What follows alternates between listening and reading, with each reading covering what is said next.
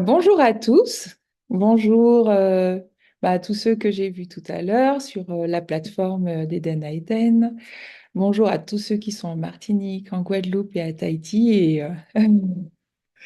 Et ça me fait plaisir d'être avec vous aujourd'hui. Donc, je vous propose qu'on commence par un moment de prière et je vais faire la prière. Pour ceux qui le peuvent, vous prenez la position adéquate. Éternel notre Dieu, nous voulons te remercier pour cette belle journée de sabbat et alors que nous allons partager ensemble un sujet, nous réclamons la présence de ton Saint-Esprit afin qu'il puisse éclairer nos cœurs et notre compréhension afin que nous puissions mieux comprendre ton message. Sois avec nous, assiste-nous et que ce moment puisse être un moment purement béni au nom de Jésus. Amen.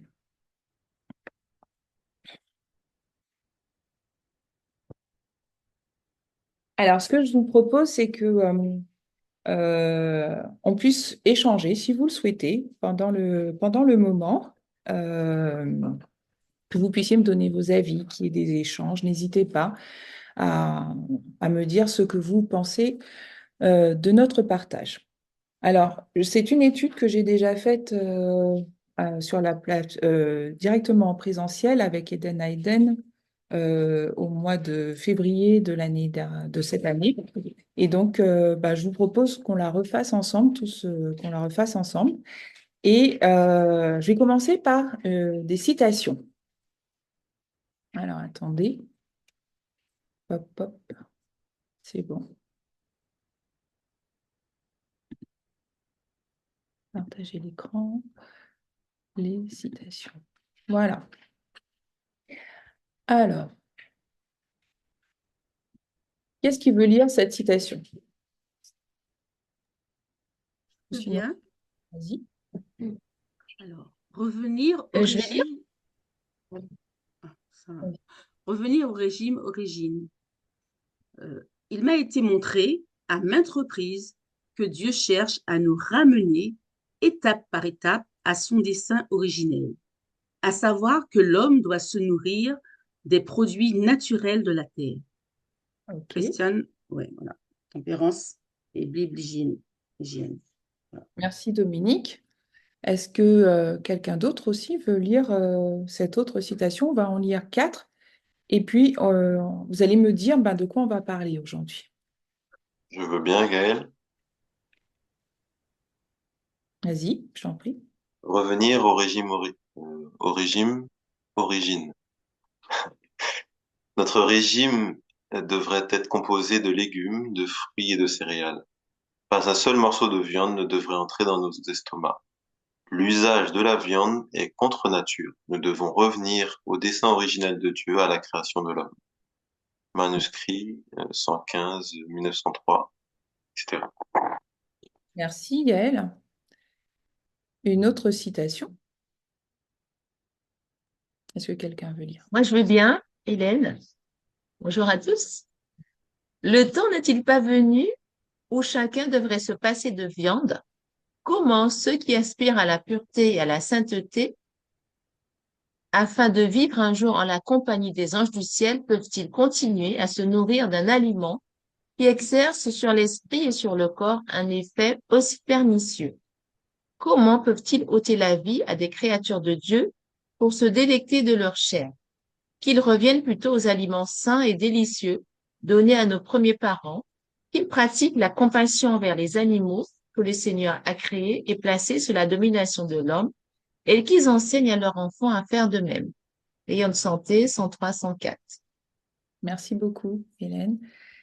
Euh, on peut lire du coup ces dernières citations. Est-ce que quelqu'un veut intervenir, me lire? Les risques de maladies liées à l'alimentation carnée. Les risques de maladies sont augmentées 10 fois par l'usage de la viande. Les médecins du monde ne peuvent expliquer le rapide accroissement des maladies qui frappent la famille humaine. Mais nous savons qu'une grande partie de cette souffrance est causée par la consommation de la viande. Les animaux sont malades et en consommant leur chair, nous introduisons les germes de la maladie dans nos tissus et dans notre sang. Lorsque nous sommes soumis aux variations d'un climat malsain, ces germes sont encore plus actifs. De même, lorsque nous sommes exposés aux épidémies et aux maladies contagieuses, notre organisme n'est pas dans les conditions requises pour résister à la maladie. Merci beaucoup, Gérard. Donc, du coup, de quoi allons-nous parler aujourd'hui?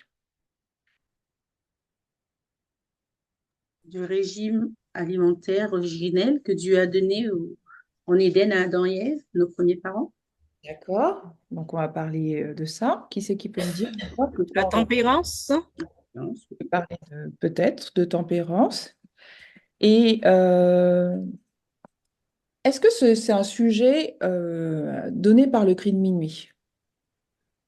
On en a parlé récemment avec l'ancien Parmidor, on a parlé d'alimentation, notamment de viande. Mais est-ce que c'est notre sujet donné par l'ancienne thèse? Non. Non. Non? C'est quoi notre... Ah. Vas-y, Patricia. C'est quoi Non, le je sujet? dis bonjour tout d'abord à tout le monde.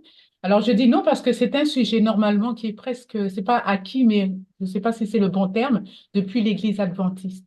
Mhm. Et là, il revient de nouveau, si on peut dire, Parmenter enfin, revient là-dessus, mais normalement, c'est un sujet qui a déjà été vu dans notre Église adventiste.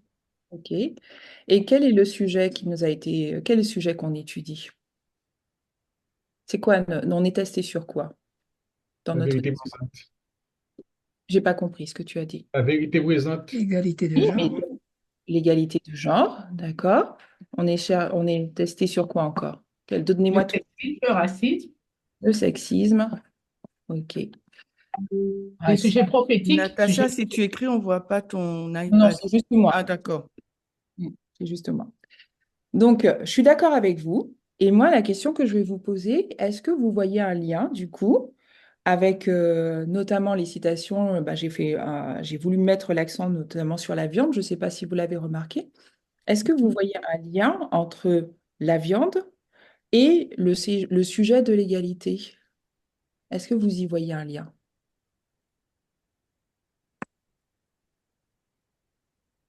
Ben, les hommes aiment manger la viande. Et du coup, quel lien tu me fais, ce que tu vas faire? Le fait que les hommes aiment manger la viande, c'est quoi? Ben, je dirais que, puisque les hommes aiment manger la viande, enfin, il n'y a pas de partage avec la femme. Alors, les femmes mangent de la viande aussi, Oui, mais oui, enfin, je vois, mais je n'arrive pas à le dire. d'accord? Est-ce que quelqu'un... Dernièrement, sur le forum, on avait, quoi, dernièrement, il y a un moment, mais à la télé ou dans les news, on parlait du barbecue puisqu'on était en été et c'est une affaire de viande et d'hommes. Je sais pas. Mhm. Ça me fait penser à ça. Ok, d'accord. Dominique, je crois que tu voulais intervenir. Non, non, ça va plus loin. Alors, ouais, Il y a, il y a un lien, je dirais. il faut... Natacha. Corinne, retiens ta pensée parce que du coup, on va en D'accord. parler. Il faut manger de la viande pour être fort. On va en parler tout à l'heure. Euh, on va parler de ça. Oui. Natacha, il y a Corinne de EVE qui dit il faut manger de la viande pour être fort. Ouais, ouais, justement, je lui disais de garder sa pensée parce qu'on va... Ah, ok, d'accord. Ok. Alors, je vais essayer de vous montrer une petite vidéo. Je vais vous partager, une fois n'est pas coutume. Je n'ai pas l'habitude de le faire, mais du coup, je trouvais que cette petite publicité était très parlante. On va la regarder, vous verrez qu'elle n'est pas longue. Elle dure juste 1 minute. Bon, attends. Voilà. Et est-ce que vous voyez bien mon écran? Oui. Oui? Oui. Ok. Donc, je vais la mettre. Et alors, attendez. I am man, hear me roar. In numbers too big to ignore. And I'm way too hungry to settle for chick food. 'Cause my stomach's starting to growl, and I'm going on the prowl for a pure beef double whopper, man, that's good. Oh, yes, I'm a guy. I'll admit I've been fed quiche. Maintenant, on marche la So, vidéo. bye-bye. Now it's for the purest beef. Je ne sais pas si je suis la seule, mais je ne vois pas La l'image vidéo, qui voilà. défile. Je Elle ne n'est vois pas pas la en marche. vidéo. Voilà, elle n'est pas en marche. Elle n'est pas en marche. Vraiment, on ne voit pas voyez les. Vous On la voit pas voyez pas? l'image. Voilà. On Non, voit pas non, les voilà. combien sont ceux qui la voient pas? Vous la voyez pas du tout? Non, Natacha, on voit pas. Ah mince! Alors attendez, c'est dommage. Ah ouais, attendez. Et là, vous voyez quelque chose? Oui, là, on commence à voir. Ouais, là, on voit. Là, Et on là, voit des Peut-être qui n'est pas animé.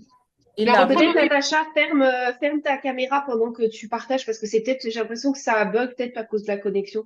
Essaie de voir si ça aidera peut-être. arrêtez ma vidéo. Et là, vous voyez toujours mon écran ou pas? On voit Oui. les On voit des gars qui dansent, mais c'est l'image, elle est C'est coupée, inanimé. hein. Remets au début pour voir, on te dira. Alors attendez, je vais la mettre en petit. Là, vous voyez ou pas? Là, ouais. Oui, Là? oui. Et là, vous voyez? Alors attendez, je vous montre. En plein écran, non. En fait, en plein Non. écran, on voit pas. Faut que tu le laisses en petit. D'accord. Allez, on regarde. Ça ne Man, bouge pas. hear Hein. me Ça ne roar, bouge pas. and Ouais, numbers mais maintenant, c'est ça, ignore, c'est and I'm animé. way Et là, vous voyez ou pas? Oui. Ouais. Oui. Vous voyez, Ouais, hein? tu peux remettre au début, s'il te plaît? Mhm. OK. I am man, hear me roar, and numbers too big to ignore, and I'm way too hungry to settle for chick food. 'Cause my stomach's starting to growl, and I'm going on the prowl for a pure beef double whopper, man, that's good. Oh, Ah là, ça veut dire qu'il préfère manger de la bonne viande. Ouais, mais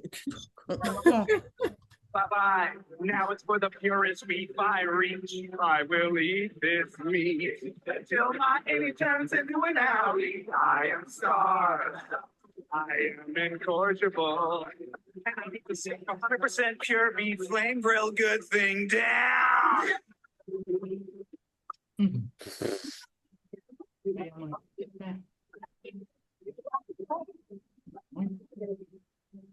Double Whopper.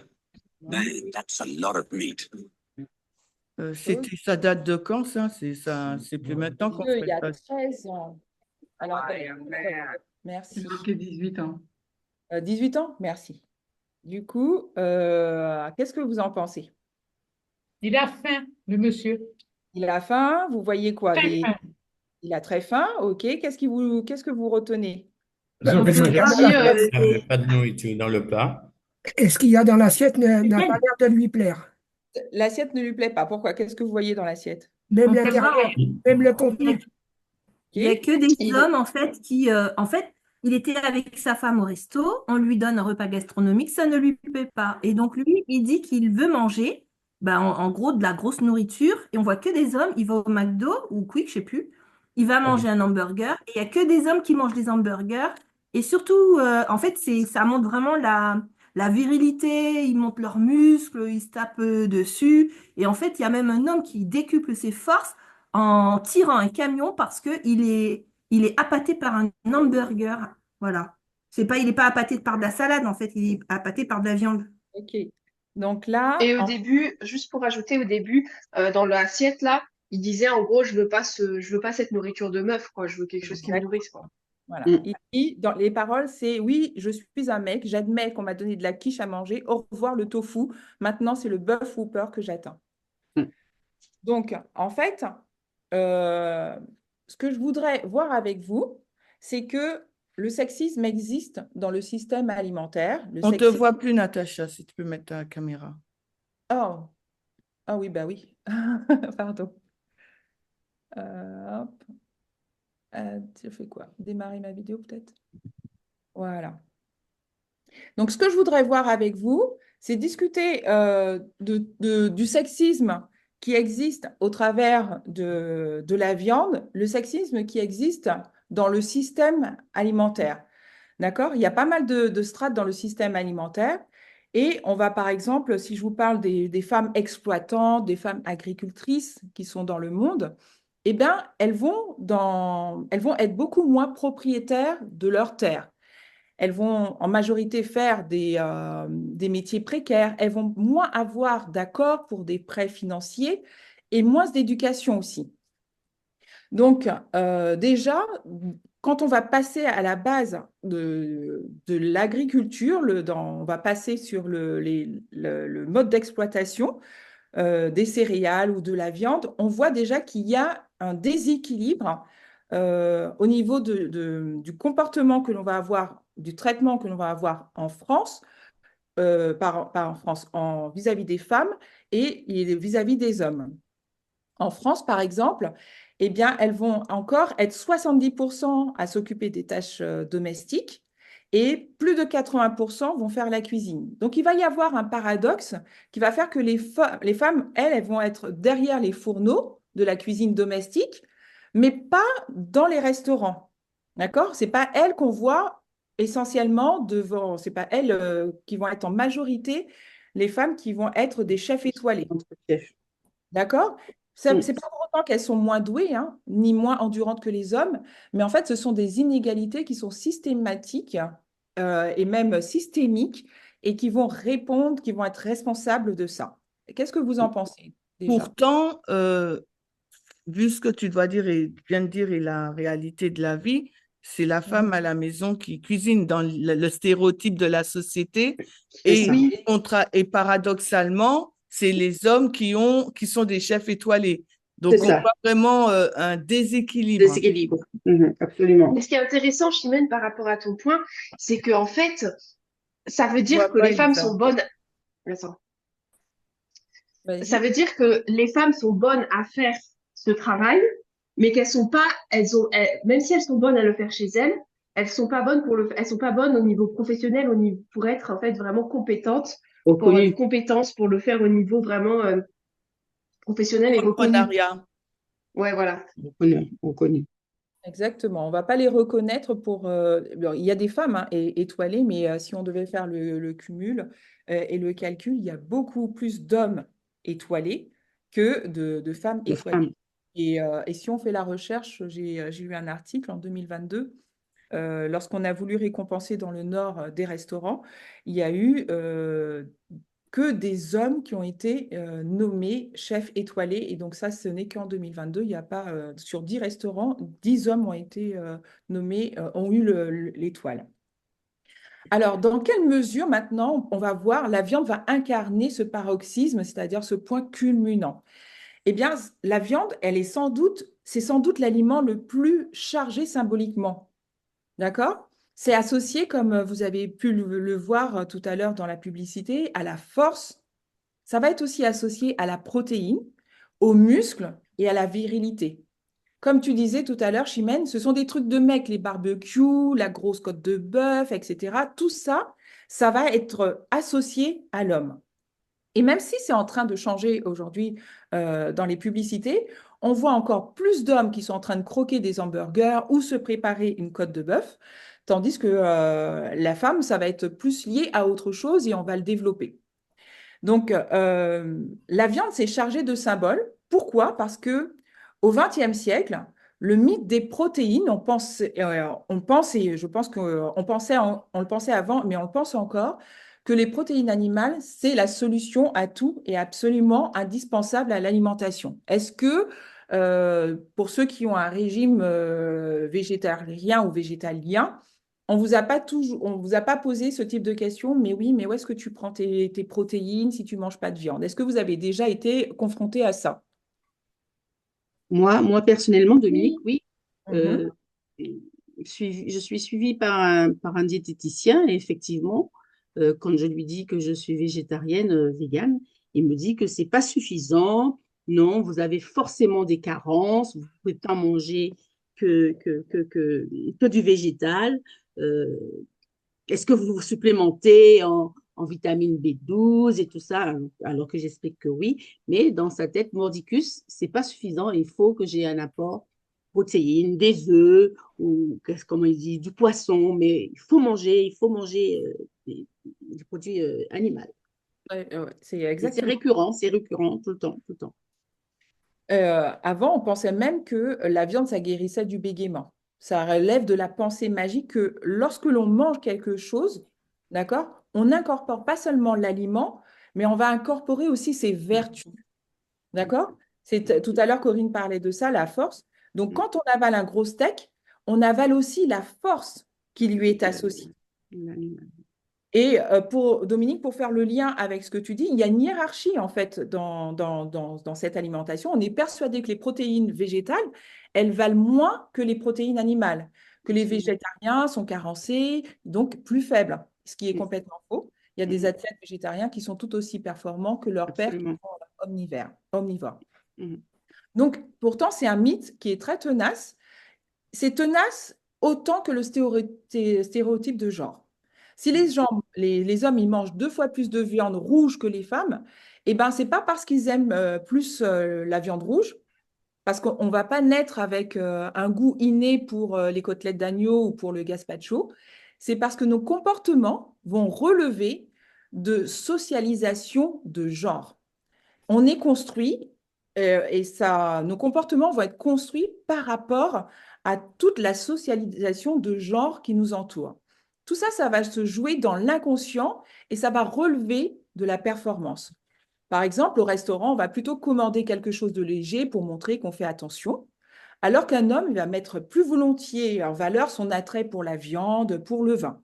Et quand je vais parler dans cette étude, je ne vais pas parler uniquement de notre cercle à nous, je vais vraiment le faire de manière générale parce que c'est un problème sociétal. Donc, le sexisme se retrouve évidemment dans l'assiette et les femmes sont beaucoup plus au régime, par exemple, plus insatisfaites de leur corps, plus sujettes aussi aux injonctions à la minceur, plus aux remarques aussi. Attention, si tu manges, ça va te rester sur les hanches ou bien dans le ventre. Vous voyez ce que je veux dire? Est-ce que les femmes, vous voyez ou pas ce type de discrimination plutôt que les hommes? Et en résumé, donc, l'alimentation qui est cultivée, consommée, et si elle n'a pas un genre, elle est sujette aux stéréotypes de genre et le lieu d'un sexisme qui est systémique. Alors, juste pour vous dire, cette étude, je l'ai basée sur 3 livres. Le premier, ça s'appelle Féminisme, c'est de Nora Boisouni. Le deuxième s'appelle Sexisme, toujours de Nora Boisouni. Et le troisième, mais on va parler des 3, ça s'appelle La politique sexuelle de la viande, une théorie critique féministe génitarienne de Carol J. Adams. Donc voilà. C'est trop stylé le titre des livres. J'ai pas compris, c'est trop stylé? Ouais, le titre des livres. Ouais, c'est vrai. Et la couverture aussi, c'est très bien fait. Donc, comment sont construits ces stéréotypes? Le mythe veut que les hommes sont faits pour manger de la viande au barbecue et les femmes pour manger des carottes. D'accord? Ça, c'est un stéréotype qui a vraiment la peau dure. Et vous savez, cet héritage, il est très ancien. Les premiers régimes vont dater de l'ère victorienne. On va trouver aussi des manuels de bonnes manières alimentaires qui sont à la destination des femmes. Mais pour comprendre cette origine de ces régimes genrés, il faut remonter à la source du problème, c'est-à-dire à la théorisation de l'infériorité de la femme. Et ça va remonter à l'Antiquité grecque. Donc, je ne vais pas vous afficher des citations, mais si vous recherchez, par exemple, pour Aristote, les femmes, vous pouvez le trouver sur Google ou autre, il va dire que les femmes, c'était des mâles qui étaient mutilés parce qu'elles avaient moins de chaleur que les hommes. Et donc, ça justifierait leur infériorité et leur faiblesse. Est-ce que cette citation vous revient ou vous en avez déjà entendu parler? Alors, tu peux nous mettre le titre des livres. Ouais, je vous les mettrai en fin d'étude. Je vous donnerai les livres. Est-ce que vous avez déjà entendu des citations d'Aristote qui parlent des femmes? Non, ça vous... Non? Il y a aussi le médecin Galien, dont la doctrine, avec celle d'Hippocrate, a dominé la médecine pendant bien un millénaire. Il était convaincu que les femmes étaient imparfaites, donc fondamentalement inférieures aux hommes, car plus froides, et les hommes, eux, ils étaient parfaits parce qu'ils étaient dits plus chauds. Donc tout ça, c'est toujours basé par rapport à Aristote. Donc, ce mythe du sexe faible a perduré pendant la médecine jusqu'au XVIIe siècle et a donné lieu à des régimes de genre différenciés. Donc, aujourd'hui, l'idée perdure que les hommes auraient besoin vital de manger de la viande et que les femmes auraient besoin de manger des yaourts et des pommes. Mais ça vient en fait de cette pensée qui vient de l'Antiquité, qui montrait déjà une différence entre la femme et l'homme. Et les études montrent aussi que les hommes et les femmes ont besoin donc, des besoins caloriques différents. Leurs besoins alimentaires sont les mêmes à taille humaine, à corpulence ou activité physique égale, bien sûr. Donc, ce qui va se passer, c'est qu'au fil des années, la hiérarchie entre les genres théorisés ou bien justifiés par la science, parce que la science va aussi contribuer à cette pensée, la philosophie, la religion, tout ça, ça va faire que à l'école, notamment dans les livres, on va nous présenter des images. Par exemple, quand on nous parle de la préhistoire, qu'est-ce qu'on va nous montrer comme histoire, comme image? On va montrer des femmes qui sont à l'intérieur des grottes, qui s'occupent des bébés. Et qu'est-ce que font les hommes? Ils sont à la chasse. Ils vont chasser. Ils vont chasser. D'accord? Donc là, cette idée que la femme doit s'occuper de l'enfant, que l'homme va chasser, ça va perdurer pendant des années. Et du coup, la masculinité, en fait, les hommes vont avoir l'impression que s'ils prennent un régime végétarien, ils vont perdre de leur masculinité. Parce que la viande, en fait, c'est un symbole qui va être valorisé chez les hommes. C'est être actif, c'est être libre, c'est être autonome, c'est être hédoniste aussi. Et par exemple, si on prend un article de 2021 et qui est sorti dans le Parisien, il va être dit que la viande, la côte de bœuf, c'est la Porsche de l'homme. Donc, elle va devenir le symbole de la résistance à des changements, aussi à des messages par rapport à la santé, parce qu'ils vont dire que manger un peu moins de viande rouge ou de charcuterie, il faudrait intégrer plus de protéines végétales à leur alimentation, à la fois pour la planète, et ça va leur empêcher de réaffirmer leur masculinité, parce que c'est rentré dans la tradition et dans la consommation de la viande. Donc, n'hésitez pas à partager, hein, c'est un mot pour moi, j'aimerais bien que ça soit un moment d'échange. Si vous voulez intervenir par rapport à ce que je dis, surtout, vous n'hésitez pas. Je voulais juste dire, Natacha, que c'est un mythe encore de dire, ou un stéréotype, de dire que avant, c'était que les hommes qui chassaient, parce que dans plusieurs civilisations, c'était les femmes. Oui, tout à fait. Donc ouais. ça encore, c'est pour montrer la supériorité homme-femme, mais c'est pas exact dans les faits historiques. Exactement. Et les études reviennent, les dernières études recherche montrent justement que les femmes étaient plus actives au niveau de la cueillette ou de la chasse. Donc, du coup, la viande va incarner aussi une forme de résistance viriliste. D'accord? Ceux qui ont l'impression qu'on voudrait leur interdire de manger de la viande vont résister, donc, du coup, à cette prétendue dévirilisation des hommes qui passerait par une plus juste répartition des tâches domestiques, par un congé de paternité, par une alimentation plus végétale. En fait, toutes les choses qui sont liées avec l'altruisme vont être valorisées chez les femmes. Et chez les hommes, en fait, ils ont peur de cette théorie parce que ça vient féminiser la société. Il y a des gens qui sont persuadés qu'il y a des différences profondes entre les hommes et les femmes. Il y a des personnes qui vont penser qu'elles sont plus douces, en fait, par nature, plus sensibles que les hommes. Et surtout, une hiérarchie, un ordre qu'il faut respecter. Donc, tout ça donc, les hommes vont affirmer qu'on a toujours mangé de la viande et ils pensent que l'homme est prédateur par excellence par rapport à tout ce qu'on leur a appris et qu'il est en haut de la chaîne alimentaire. Donc, ça me rappelle une publicité qui y avait il y a quelques années sur Charal et on montrait un homme qui courait plus vite qu'un guépard. Je ne sais pas si vous vous rappelez de cette publicité. Et à la fin, on mettait que l'homme était en haut de cette chaîne alimentaire. Donc, il va y avoir une opposition, en fait, il y a une opposition entre la nature et la culture. C'est une construction qui est sociale que l'on retrouve dans l'alimentation et qui est souvent, souvent également, en tout cas, intériorisée. C'est en nous, on grandit avec ça. Ça ne se manifeste pas forcément tout le temps, mais en tout cas, les personnes sont vraiment ancrées, ont vraiment ça ancré en elles. Et on est plus influencé par la société et les publicités qu'on voudrait, en fin de compte, bien le penser. Donc là, enfin, le sujet, c'est de déconstruire, en fait, ces stéréotypes qui semblent naturels, mais qui ne le sont pas. Donc, quand aujourd'hui, on se dit qu'on se rapproche, on tend vers le féminisme radical, c'est parce qu'on va chercher vraiment la racine, on va chercher l'origine du problème.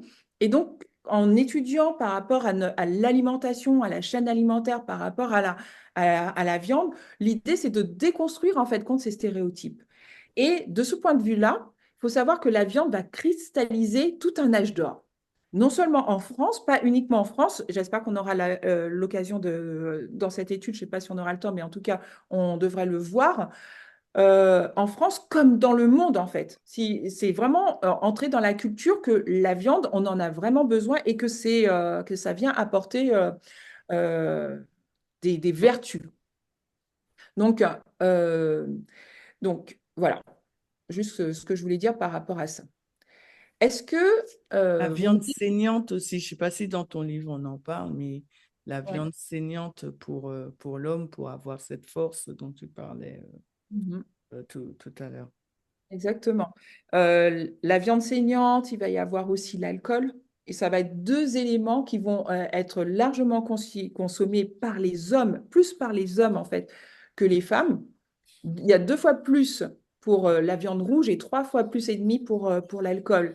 Ils sont plus enclins de manière générale, hein, de façon mondiale. La viande rouge, ça va être l'aliment qui va être vraiment chargé de façon symbolique d'un statut qui va être viriliste. Si on mange un animal, on absorbe sa vitalité. La viande, elle va être associée à la force, elle va être associée aux muscles, elle va permettre de réaffirmer une domination de l'homme sur tout le reste. Je Et voulais donc, ajouter par rapport à ce que tu dis, Natacha, d'où par le passé, les chasseurs, ils arrachaient à main nue le cœur de l'animal, ils le mangeaient le cœur à cru, comme ça pour montrer qu'ils prenaient l'énergie, la force de l'animal. exactement. Ben, tu vois, dans les marques, elles vont jouer en fait un rôle. Les marques de l'agroalimentaire et les publicités vont jouer un rôle qui va être genré dans l'alimentation. Elles nous ont influencés parce que, par exemple, je ne sais pas si vous vous rappelez de Captain Igloo. Captain Igloo, c'était pour des panais, des petits bâtons de poisson pané. Ah, oui, oui. Captain Igloo, en fait, il va avoir un titre professionnel. C'est un pêcheur. Quand on parle, par exemple, de Jacques Vabre pour les cafés, bah, c'est un explorateur. Il va chercher du café, il va affronter plein de choses pour aller chercher du café. Quand on parle de Ducrot, on disait que c'est un chef qui fait quoi? Un chef qui se décarcasse.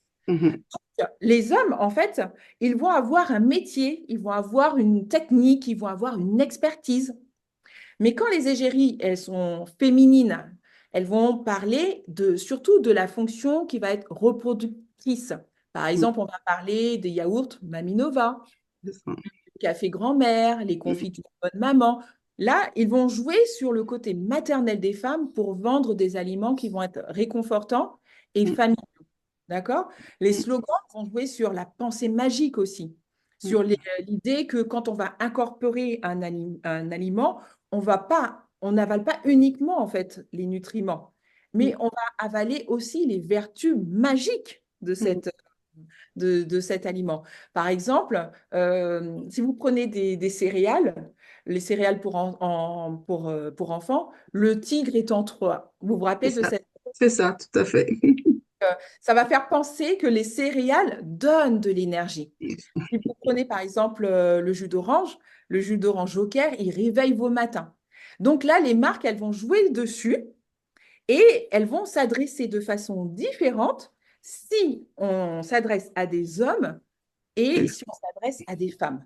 Par exemple, si vous prenez les yaourts perles de lait, ça va vendre la douceur de la femme, ça va vendre sa pureté, ça va vendre sa beauté, ça va faire du bien à l'intérieur et ça va se voir à l'extérieur. Vous voyez ce que je veux dire? Tandis qu'aux... Natacha, excuse-moi, je te coupe, hein, mais en fait, ça me rappelle excusez-moi, je ne peux pas mettre ma vidéo. Ça me rappelle une publicité que j'avais vue où un homme était au bureau et donc du coup, quand son collègue, c'était une pub de shampoing, et quand son collègue vient le voir, et en fait, son collègue voyait qu'il avait les cheveux qui volaient au vent et en fait, ils étaient longs, ils étaient soyeux, etc. Et à chaque fois qu'il tournait la tête, son collègue avait l'impression de voir ses cheveux, mais vraiment magnifiques. Et lui dit, mais t'as lavé tes cheveux avec quoi? Parce que j'ai l'impression de voir tes cheveux un peu voler au vent. Et lui, il se fait retour arrière, il se souvient qu'il s'est lavé les cheveux avec le shampoing de sa femme. Et en fait, il a couru se laver les cheveux avec un shampoing pour homme. Et tout de suite, son collègue, quand il l'a revu, en fait, il avait les cheveux courts et puis il faisait très masculin. Et en fait, il disait, ben non, faut pas. La pub disait, en fait, faut pas prendre le shampoing pour les femmes. Il y a des shampoings pour hommes. Donc, ce que tu dis, en fait, ça me fait penser aussi à ça. C'est vraiment, ils prennent les publicités jouent vraiment là-dessus pour vraiment catégoriser, faire accentuer sur ces stéréotypes. Exactement.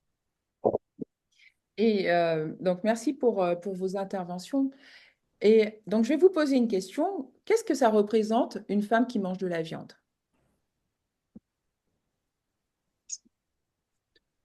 Qu'est-ce qu'elle représente, la femme qui mange de la viande?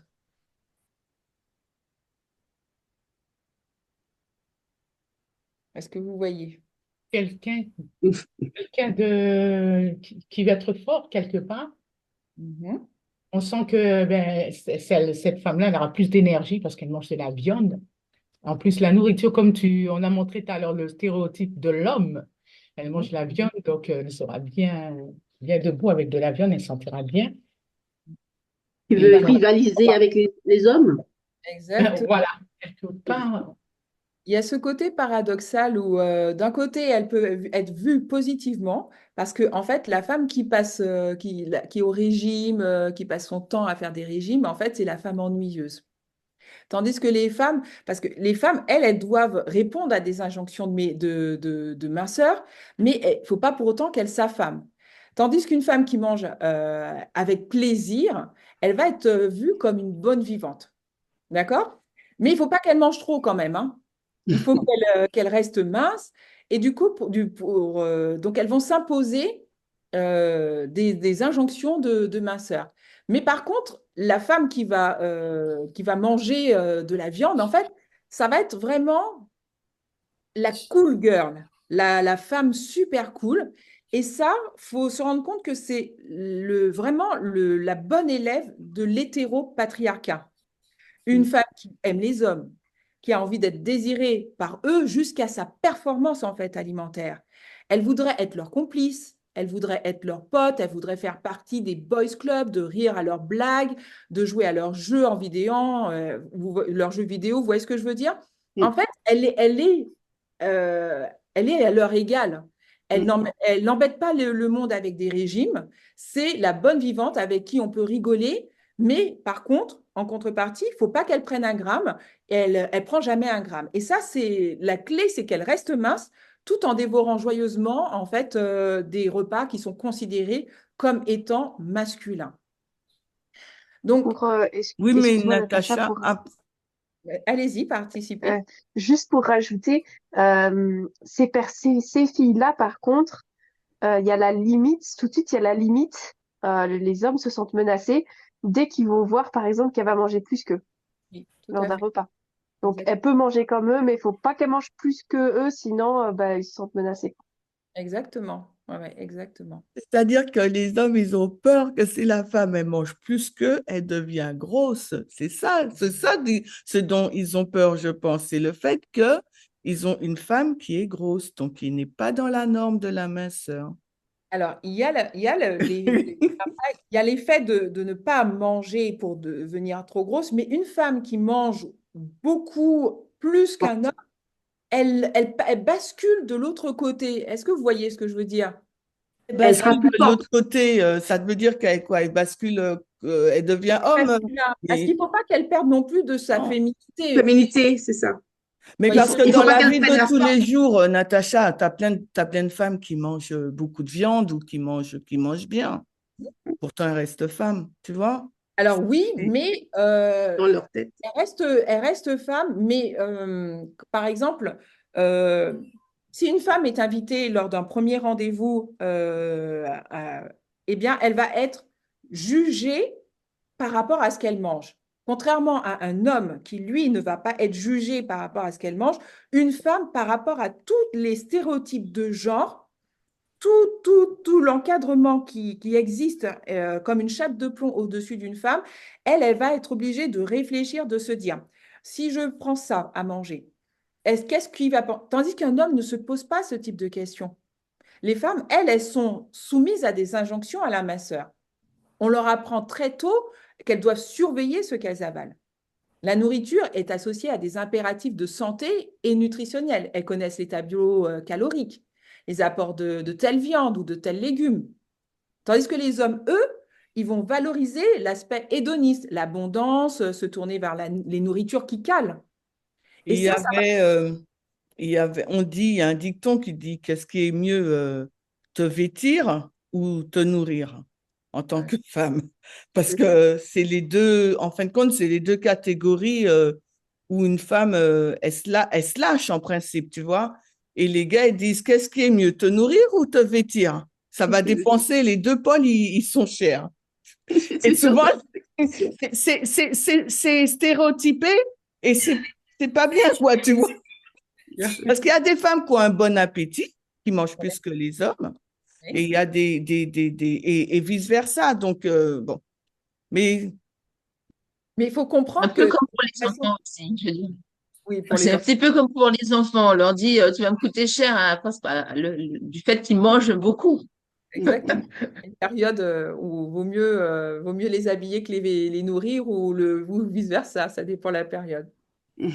Et pour revenir à, merci pour vos retours, mais c'est vrai que pour revenir un peu aux stéréotypes, vous me direz si vous êtes d'accord, mais par exemple, si on demande à un homme de se dire bah, combien de calories ça fait un milkshake ou combien de calories ça fait un hamburger, la plupart des hommes ne le savent pas. Tandis qu'une femme, elle va chercher les apports nutritionnels, de se dire qu'est-ce qui apporte les tableaux caloriques, qu'est-ce qui... Ça, elles sont éduquées en fait comme ça. Et on ne se rend pas compte, mais du coup, ça va se reproduire dans les familles. Chez les adolescents, eh bien, on va plus surveiller l'assiette des filles que celle des garçons. Et on va plus valoriser un gros appétit chez les garçons. On va trouver ça normal, tandis que chez les filles, bah, on va dire bah, tu manges trop, par exemple. Ou à lui une femme, dire on va... fais gaffe au ventre ou aux fesses. Exactement. Fais gaffe. Ça va directement sur les fesses. Ça, c'est ce genre de réflexion. Tandis qu'un homme, on ne va pas du tout aborder cet aspect-là avec lui. Et donc, les femmes, elles vont aussi, ça va avoir aussi un comportement, du coup, parce que peut-être que vous l'avez vécu ou pas, mais une femme va plus avoir tendance à donner plus de nourriture à des garçons ou à son mari que à une fille. D'accord? Ou même, certaines femmes vont carrément vont se négliger, elles, pour valoriser le repas qu'elles vont donner au mari, au garçon, par rapport à la fille et elle en dernier. Donc, les femmes, elles ont aussi cette charge mentale de nourrir la famille. Dans les ménages hétérosexuels, les femmes, elles sont encore à 80% à la cuisine au quotidien. Et pour les courses au supermarché, c'est quasiment 50-50, mais même si les hommes, eux, vont faire les courses, c'est la femme qui fait la liste. Donc, les femmes doivent composer avec les envies, les goûts de chacun et préserver la santé de tout le monde. Et par exemple, les enquêtes sociologiques ou les témoignages, les hommes vont se plaindre de manger toujours la même chose et des fois, ils vont dire, j'en ai marre de manger des plats de bonnes femmes. Est-ce que c'est des choses que vous avez déjà entendues? Oui. Ouais. Et pourtant, on constate que même si les femmes font davantage la cuisine, elles finissent par se plier au régime du mari. En fait, donc du coup, ces privations vont entraîner des carences et des anémies chez les femmes. Ça va avoir des conséquences sur notre façon genrée de nous nourrir et aussi sur notre santé. Parce que du coup, les régimes de genre vont avoir des effets néfastes et quantifiables du coup sur la santé. Quand on va survaloriser chez les hommes depuis tout petit l'autonomie, l'individualité, l'hédonisme à l'extrême, ou une désinvolture par rapport aux recommandations nutritionnelles, eh bien, ils vont finir par être beaucoup moins perméables aux messages de santé. Et vont, au contraire, ils vont avoir une attitude de méfiance, ils vont se méfier. Puisqu'on m'a dit de ne pas manger de viande, en tout cas de moins manger de viande, je vais en manger encore plus. Et quand... Natacha, quand tu parles, quand tu dis ça, ça me fait penser, souvent, tu vois, les femmes, quand elles veulent perdre du poids, c'est le régime protéiné qu'elles vont faire. Alors aujourd'hui, maintenant, elles vont le faire, ça vient. Mais pendant une période, avant qu'on développe plusieurs techniques de régime, eh bien, avant qu'on arrive sur le régime protéiné, c'était une réduction au niveau alimentaire, c'était la salade, on venait retirer au niveau de son alimentation. Mais maintenant, il y a le développement des différentes je vais dire, techniques qui vont permettre de se dire, pour perdre du poids, on peut aller sur un régime hyperprotéiné. Mais de manière générale, ce n'est pas la technique qui est le plus utilisée. Est-ce que vous partagez? Oui, non? Oui, oui, on partage. Alors, il y a aussi autre chose, c'est que depuis petit, et ça souvent pour les garçons, on ne va pas contrôler ce qu'il y a dans votre assiette, qu'on ne vous parle pas par exemple de santé, qu'on va valoriser des comportements à risque, eh bien ça va avoir des conséquences sur la consommation d'aliments et de boissons. Et donc du coup, les hommes ont un apport énergétique qui est 38% supérieur à celui des femmes. Et donc, ils mangent plus gras, plus sucré, plus salé, plus de viande rouge et transformée. Et ça a des conséquences comme le diabète de type 2, le cancer colorectal et les maladies cardiovasculaires qui vont toucher davantage les hommes que les femmes. Et chez les femmes, on va favoriser une surveillance alimentaire. On va retrouver plus de troubles de comportement alimentaire chez les femmes que chez les hommes. Par exemple, l'anorexie, la boulimie, l'hyperphagie. Et elles, par contre, elles vont se retrouver plus facilement carencées ou anémiées. Il ne faut pas oublier aussi, dans ce que je vous disais tout à l'heure, c'est que même en France, les femmes vont se priver pour donner plus à leur mari et à leur garçon. Elles vont donner moins de viande. Elles vont manger, elles, moins de viande parce qu'il y a l'idée que l'homme, comme lui, il travaille dur, il faut qu'il rapporte plus. Et donc, c'est à lui qu'on va donner le plus gros beefsteak, on va donner la plus grosse quantité de repas à la maison parce que c'est lui qui a le plus besoin. Est-ce que, du coup, ce que je vous dis, c'est quelque chose que vous avez déjà vécu, soit avec vos grands-parents, soit avec même autour de vous? Est-ce que c'est quelque chose que vous trouvez qui vous est familier? Oui, oui. Je me demande si c'est toujours d'actualité, ça, Natacha. Parce que je me dis, bon, maintenant, est-ce que ça n'a pas évolué? Ce que tu dis, ça me rappelle, bon, les temps anciens, mais maintenant, je me dis, est-ce que c'est toujours d'actualité, tu vois, la femme qui va servir moins se servir moins de viande pour donner plus à son mari, puis c'est lui qui rapporte l'argent ou autre. Tu vois, parce que maintenant, les deux travaillent. Donc, je me demande si ces Toujours données, ces datas, c'est toujours d'actualité. Ça me paraît un peu fou, quoi, tu vois. Et bien pourtant, c'est ce que révèlent beaucoup d'études. Et il faut pas le voir uniquement dans notre sphère, parce que nous, on a tendance à considérer les choses uniquement d'après notre vision. Et nous, on a beaucoup d'informations qui nous permettent de déconstruire tous les stéréotypes de genre que l'on a. Mais il faut se dire que de manière générale, même si les femmes travaillent, elles peuvent être soumises à des choses qui sont vraiment, à des modes de pensée qui sont vraiment ancrés encore, et ça subsiste encore en France. Isaline, tu as levé la main? Attends, oui. Oui. Alors, du coup, je voulais dire désolé pour ma tête. Mais en fait, ce que je voulais dire, c'est que dans les cantines scolaires, je pense qu'on le voit.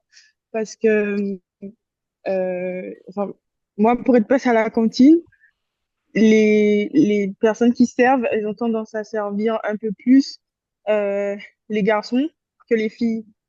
Je sais pas si, pour les gens qui ont expérimenté, je sais pas s'ils ont fait attention, mais moi, je pense que ça, on peut le voir comme ça aussi.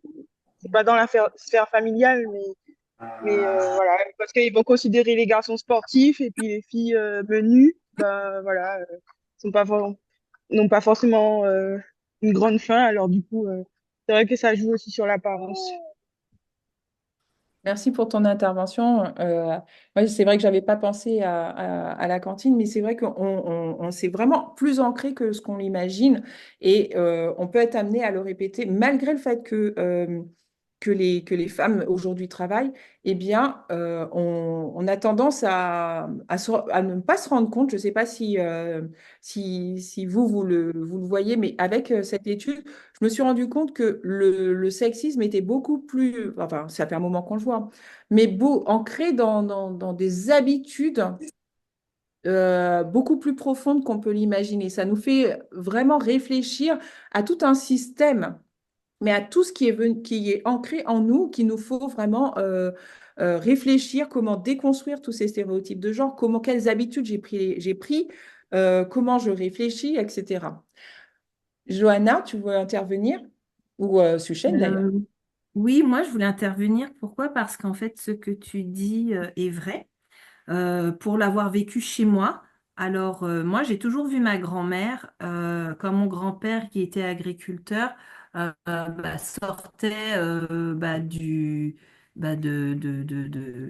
du champ, il s'asseyait et puis mamie le servait déjà en premier.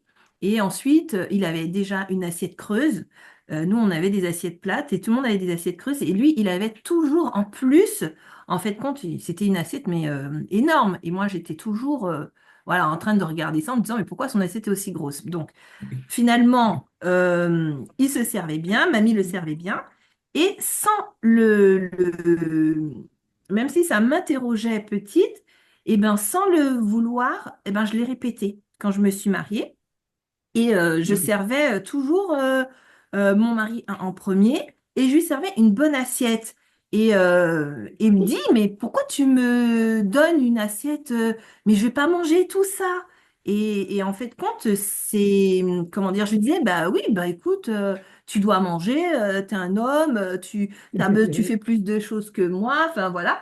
Et donc, du coup, c'est vraiment parti en discussion chez nous sans le vouloir. Et même, je, je servais, comment dire, même mes enfants, je les servais bien parce que c'était des garçons. Après, peut-être que je servais aussi par rapport à mon appétit parce que moi, je mange bien. Mais en tout cas, je servais bien sans le... Et je répétais cette chose. Je me suis aperçue que c'était par rapport à ça que je servais bien. Maintenant, c'est vrai qu'aujourd'hui, c'est un peu à la bonne franquette. Tout le monde se sert selon son appétit. Et tout le monde... Voilà, moi, je sers plus personne, mais tout le monde se sert. Et selon ce qu'il... comment dire? Selon sa faim. Mais c'est vrai que ce sont des choses que l'on ne se rend pas compte, que l'on répète de manière, enfin, sans le vouloir, quoi. C'est bien plus ancré qu'on ne le pense en nous.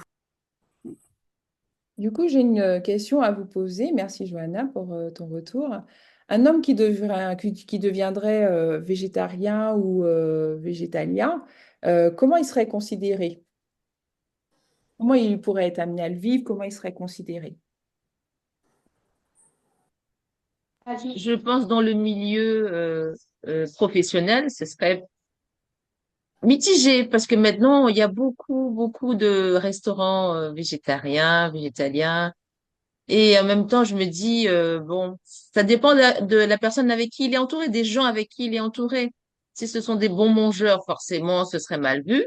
Si ce sont des personnes qui sont végétaliens ou qui font attention à ce qui se consomme, ce serait kiff-kiff. Tout à fait, je suis d'accord avec toi. Alors, Je pense aussi que la culture, hein, parce que bon, en France, il y a vraiment, bon, dans le monde, il y a un gros lobby viande, hein, mais en France, il y a vraiment cette culture du terroir, etc. Et être végétalien en France, c'est difficile quand on veut manger quelque chose de bon. Hormis un hamburger, ça commence à se développer en France, les bons restaurants végétaliens, mais c'est quand même un peu, c'est pas encore la norme, quoi. Même si maintenant, dans chaque restaurant, ils essayent de faire un menu végétarien, mais lien, c'est encore différent, difficile. Et selon la culture, si, parce que les Anglais, les Belges, les Hollandais, c'est beaucoup plus répandu que chez nous en France. Donc, c'est ouais. pour ça que je dis à ta réponse, c'est pour ça que j'abonderai un peu dans le sens de Hélène. Tout dépend, ça peut être kiff-kiff, mais c'est vrai que généralement, moi je sais que dans ma famille encore, ils se demandent, bon ouais, on mange pas bien, quoi, on mange rien. Pour eux, végétalien, c'est que de la salade, pourtant ils nous voient. Mais voilà, c'est un peu stéréotypé aussi le végétalisme. C'est vraiment stéréotypé et en fait, de façon générale, un homme qui deviendrait végétarien ou végétalien, en fait, c'est comme s'il perdait un peu de sa vie, de sa virilité. Hein. Vas-y, Johanna ou Suchen. Je suis désolée, c'est un sujet qui m'intéresse bien parce que voilà, je le rencontre surtout comment dire, dans la région où j'habite. C'est la région de Limoges et c'est réputé pour les bonnes vaches, les limousines, la bonne viande. Et en fait, compte, ça m'est arrivé de travailler et en crèche et les enfants, ils ont quasiment, ils ont peu de légumes et beaucoup de viande. Et j'ai un jour entendu mes collègues, donc moi je ne mangeais pas avec les enfants, et j'ai entendu mes collègues, comment dire, parler de la nourriture végétale. Donc elles parlaient en l'occurrence des véganes. Et c'était presque un secret, un tabou, parce qu'il fallait pas en manger. Donc, quand ils en ont parlé, elles chuchotaient, comme si il fallait pas. C'était, oh là là, c'était une profanation parce que bah, ils arrivent à tout faire hein, avec des végétaux. Hein. Et comme nous, ça y ressemble. Et franchement, quand on m'a vu, bah, écoute, on a arrêté de parler parce que dans la première crèche où j'étais passée, ils savaient que j'étais végétalienne. Et donc, du coup, je pense que voilà, ils ont arrêté de parler parce qu'ils avaient supposé que moi aussi, bah, voilà, je l'étais. Donc, c'est vrai que c'est quelque chose de voilà, c'est pas très développé, c'est vraiment, voilà, ça tend, comme le dit Chimène, mais il y a vraiment encore du chemin à faire. Bah oui. Et merci pour ton retour. En tout cas, pour vu par rapport au lien par rapport au sexisme, faut se dire que dans les croyances, les protéines végétales sont moins valables que les protéines animales. On considère les légumes, eux, sont associés à la faiblesse, à la passivité. Et on va dire aux végétariens, comme ce qu'a vécu Dominique, qui sont carencés, ils sont faibles, ils sont pâles, tandis qu'un homme qui deviendrait végétarien ou végétalien, bah lui, il subirait comme une féminisation, une dévirilisation en fait de son statut. Donc les hommes, eux, sont moins perméables aux recommandations de santé, mais aussi aux messages environnementaux.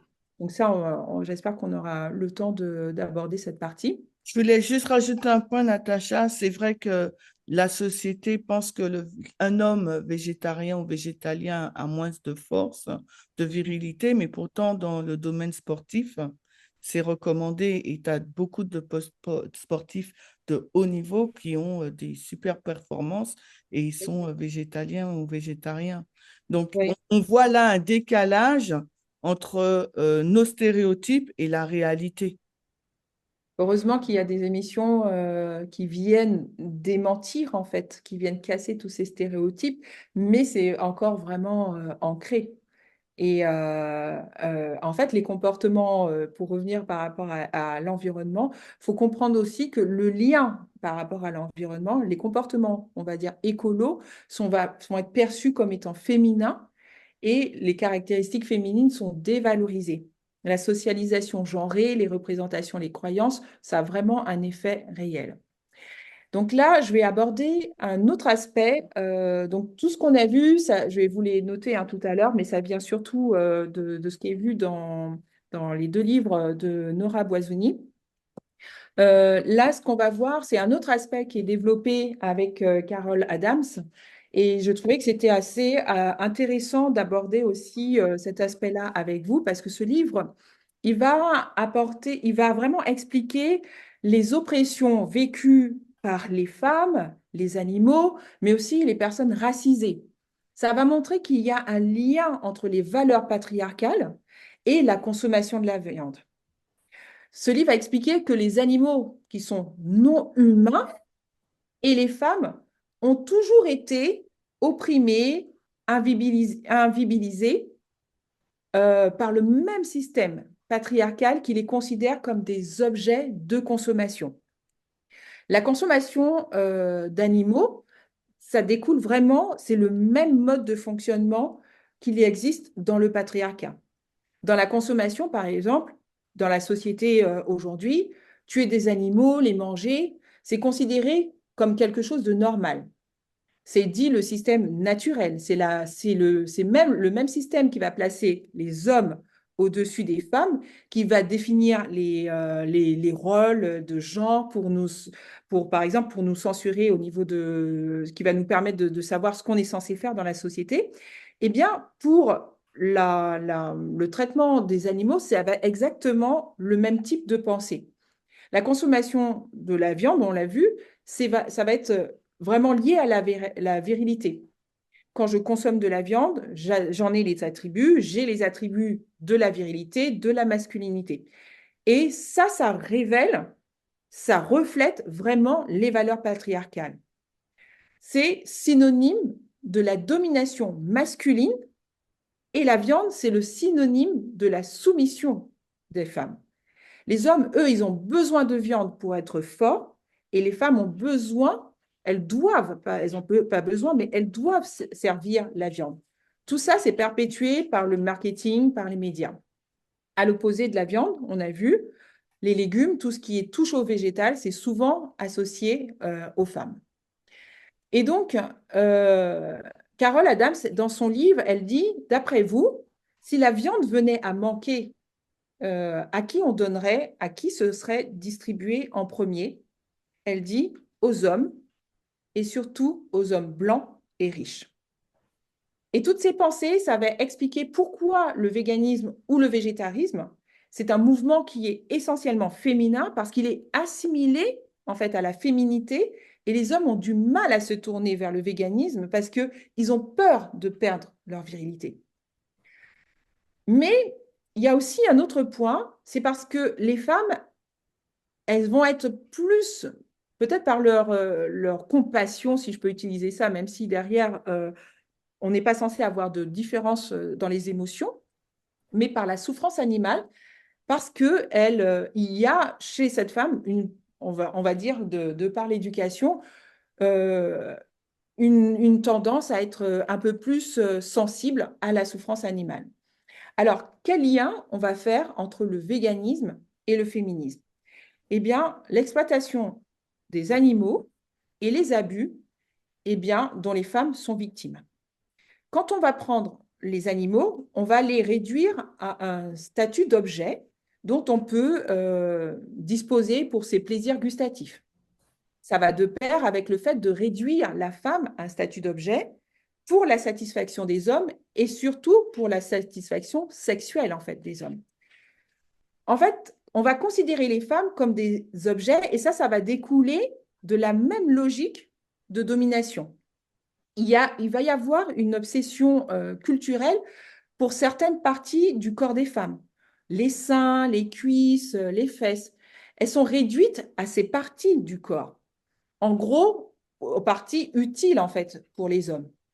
Et si on peut faire le parallèle avec les animaux, eux aussi, ils vont être réduits à leurs simples morceaux de chair.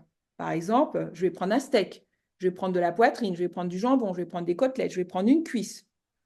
Et dans les deux cas, les êtres vont être démembrés, soit de manière littérale ou soit de manière symbolique, pour devenir des objets de consommation. Et en fait, cette fragmentation des parties du corps va tendre à être oubliée parce qu'on va passer de l'animal vivant à ce qu'il y a dans l'assiette et on va oublier en fait ce qui va se passer entre les deux. C'est pour ça qu'on n'a pas de vue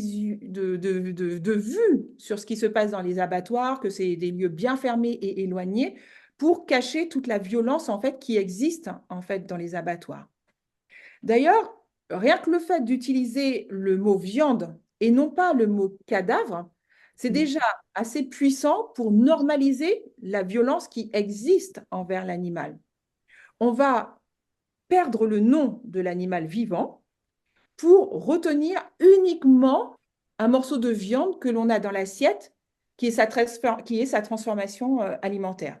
Et quand on va assaisonner, quand on va le recouvrir de sauce, quand on va faire oublier le plus possible l'animal, en fait, on oublie qu'il était... en fait, il passe de stade de viande à un animal en fait, qui est sans attache.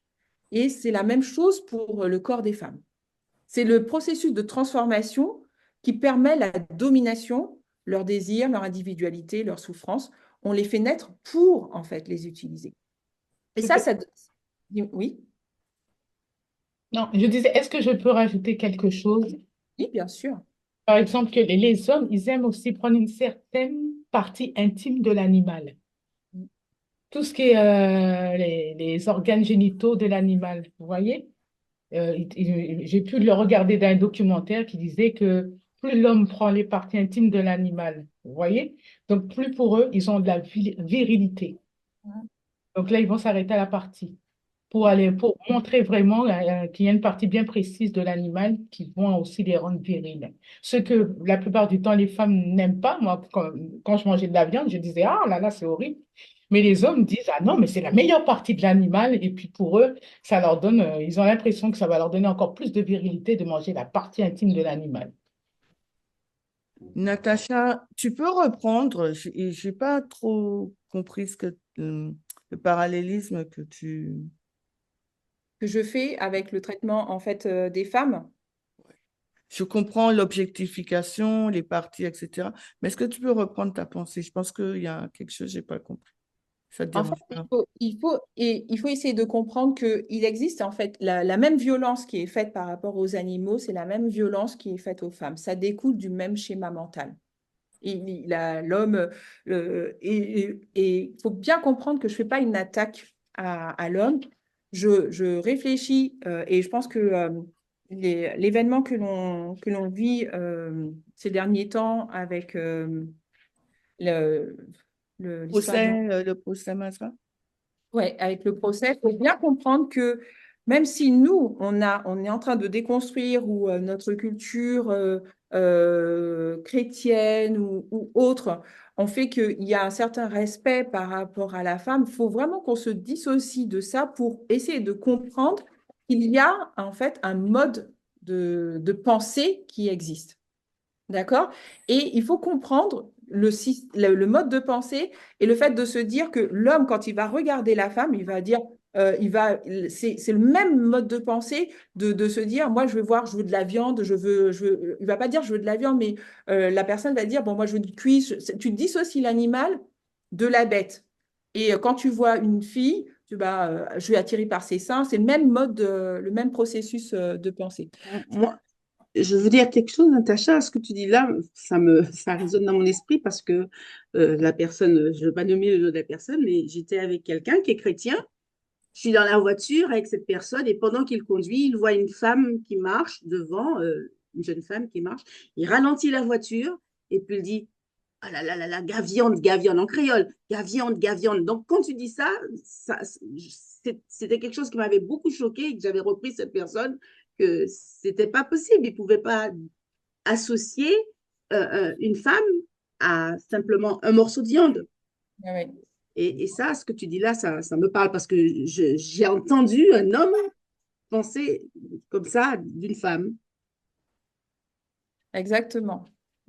C'est aussi, on ne se rend pas compte, mais dans ce mode de pensée, on va associer la femme à la viande et à la chair, en fait, à la chair, à l'opulence, au plaisir. Et ben, il y a le même système de pensée quand je vais manger la viande, le plaisir, la chair, l'opulence. Exactement le même mode de pensée. Est-ce que du coup, Chimène, c'est plus clair pour toi la pensée que je voulais faire? Oui, je te remercie. Il y a un autre aspect, j'ai demandé, en fait, là, mon portable est en train de se décharger, donc j'ai demandé à tout le monde de chercher vite fait une rallonge, donc c'est un peu le branle-bas de combat à la maison.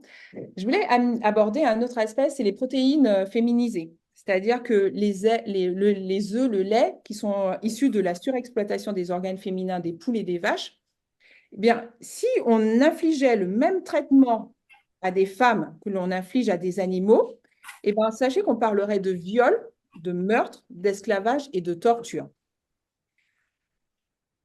Une vache, pour qu'elle fasse du lait, il lui faut un veau. On pense que la vache laitière, c'est une race de vache qui fait du lait tout le temps, mais en fait, si elle n'a pas de petits, elle ne peut pas produire de lait. Et donc, pour avoir du lait, elles sont inséminées à répétition. Il faut produire du lait pour les consommateurs. Il faut suivre un rythme infernal où les vaches n'ont aucun répit. Elles enchaînent grossesse. Chaque veau est retiré de sa mère. Il est envoyé et ensuite elle est envoyée à l'abattoir pour que le lait qui était destiné au veau, en fait, soit destiné aux consommateurs. Et quand ces vaches, elles sont épuisées et qu'elles ne produisent plus de lait, eh bien, là, on les envoie à l'abattoir. Et elles vivent dans le concret, en fait, dans la réalité, elles vivent des viols à répétition, puisque ce sont des inséminations artificielles. Un asservissement sans compter la détresse qu'elles ressentent à chaque fois qu'on leur enlève leurs petits. Donc, derrière, elle explique, Carole Adams, que quand on consomme des produits laitiers, on soutient aussi cette pratique avec nos achats. On soutient cette pratique que tout ce système, en fait, qui a été mis en place. Et quand on parle des poules, quand on mange les œufs, on a l'impression que quand une poule pond son œuf, on ne lui fait pas mal. Mais en fait, il faut regarder tout ce qui se passe dans les élevages. Toutes les poules sont ébéquées, souvent sans anesthésie. Ça peut être très douloureux pour elles. L'ébécage est obligatoire parce que les poules sont entassées dans les abattoirs et qu'elles patochent dans leurs excréments, dans les cadavres de leurs congénères, et qu'elles ont du mal en fait à gérer toutes ces relations sociales les poules entre elles, et elles vont se blesser et voire se tuer entre elles. Donc, il y a un aspect aussi qui est important à comprendre, c'est que pour produire plus d'œufs, les poules sont modifiées génétiquement pour leur faire produire, pour avoir un nombre plus important, ce qui va entraîner donc de graves problèmes de santé. Et après, année après année, quand elles font plus d'œufs, elles sont envoyées à l'abattoir. Et même si derrière, faut comprendre que les animaux mâles vont souffrir, c'est plus les femelles qui subissent la plus longue durée de souffrance. D'accord ? Donc, Carole Adams dit que c'est difficile de parler à un ventre parce qu'un ventre n'a pas d'oreille. Donc, toutes les techniques de sensibilisation, elles sont souvent perçues comme une attaque contre le plaisir, contre la gastronomie, contre le terroir. C'est perçu comme l'abandon de quelque chose. Encore plus dans les pays où l'alimentation carnée fait presque l'unanimité, et je pense que nous, en France, on est bien considérés dans cette situation-là. Ils vont dire que ça vient bâillonner leur mode de vie.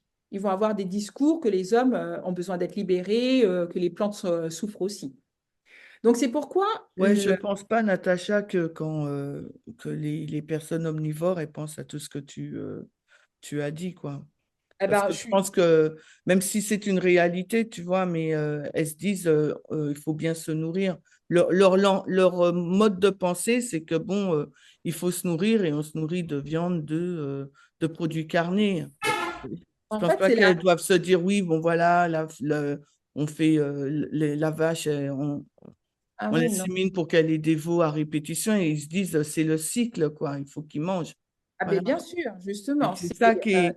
Donc c'est toute la pensée qui est derrière, c'est toute la voilà, pensée c'est ça, ouais. qui existe et qui fait que si on regarde le parallèle entre le traitement qui est affligé à l'animal et surtout à l'animal féminin et la considération que l'on va avoir, c'est ce parallèle en fait qu'elle essaye de faire, même si derrière on n'a pas conscience du système qui est mis en place et moi j'ai besoin de me nourrir, il nous faut en fait essayer de comprendre plus loin, d'aller plus loin. Parce que si je regarde l'affaire du viol en question qu'on vit ces temps-ci, les hommes qui ont violé la femme, ils ont dit, bah, nous, on n'a pas le sentiment qu'on a violé la femme parce que le mari nous avait donné l'autorisation. Parce que le mari était présent, ils n'ont pas estimé qu'il faisait quelque chose de mal. Donc c'est tout un système de pensée qui doit être déconstruit.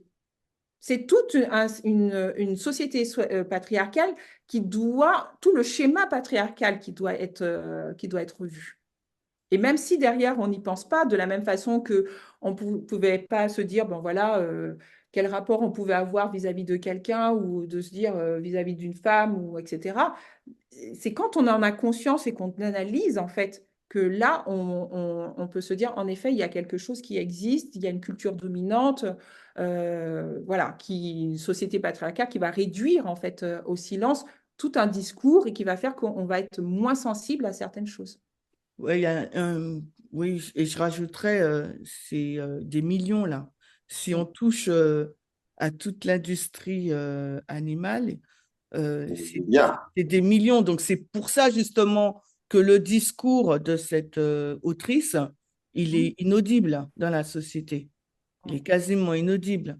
C'est vrai que des fois, quand il y a on nous révèle des mauvais traitements dans les abattoirs, mais il y a eu plusieurs affaires qui ont choqué l'opinion publique, mais après, on oublie, tu vois. Tu vois ce que je veux dire? Parce que derrière, il y a vraiment tout un lobbying et des millions qui sont en jeu. Même lorsque maintenant on parle de, oui, le véganisme, manger moins de viande, tout de suite, on monte au créneau. Parce que il y a certes ce point que tu dis au niveau patriarcat qui est intéressant, je trouve, mais derrière, c'est le capitalisme. Il y a énormément d'argent. Et Exactement. ça, on n'est pas prêt à lâcher ça, hein. Euh, Excuse-moi, Natacha, je sais pas si tu vois le chronomètre, mais il te reste 15 minutes. D'accord, je te remercie.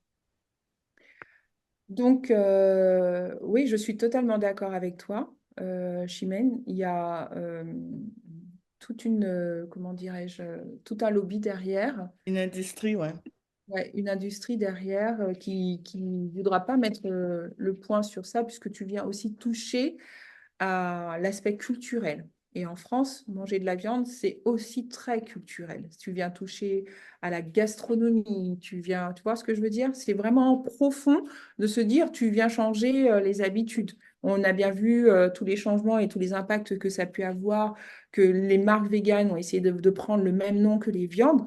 Toute la société, la société, le lobbying de l'alimentaire s'est levé contre. Parce que tu vas venir toucher en fait à à leur production à eux et aussi à la culture. Serait-ce que pour le foie gras, tu vois, je sais pas, là, encore, on va réentendre encore cette histoire, là, le gavage des oies, et il y a d'autres producteurs qui essayent une alternative, et ils sont décriés. Donc là aussi, peut-être que, voilà, c'est quelque chose je pense, très difficile à déconstruire. Oui, tout à fait. En tout cas, quand quelqu'un va prôner le véganisme, il va être considéré comme trop sensible, trop fleur bleue, trop émotive, mais jamais comme un réformateur politique.